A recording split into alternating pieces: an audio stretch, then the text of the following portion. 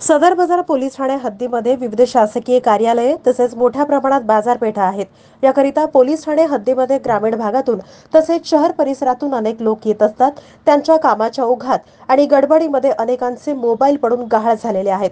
सदरच्या मोबाईलचा शोध घेण्यासाठी माननीय वरिष्ठ पोलीस निरीक्षक अजित लकडे यांच्या आदेशान्वये सदर बाजार पोलीस ठाण्याचे police head constable Rafiq Inamdar यांना आदेशित करण्यात आलं होतं आणि त्यानुसार अजित लकडे यांच्या मार्गदर्शनाखाली रफिक इनामदार, मुजावर, सायबर क्राईमचे पोलीस हेड कॉन्स्टेबल प्रकाश गायकवाड, बागलकोटे झोन ऑफिस यांनी अथक परिश्रम घेऊन आणि तांत्रिक माहितीच्या आधारे सदर बाजार पोलीस ठाणे येथील गहाळ नोंद असलेले एकूण गहाळ दाखल असलेले जुलैमधले ऑगस्टमध्ये याचबरोबर सप्टेंबर महिन्यात 63 एकूण 16,70,000 रुपयांचे 107 मोबाईल जप्त करून उत्तम प्रकारे कामगिरी केली आहे। या जप्त करण्यात आलेल्या मोबाईल पोलीस उपायुक्त विजय कबाडे यांच्या हस्ते नागरिकांना पुन्हा सुपूर्द करण्यात आलेत।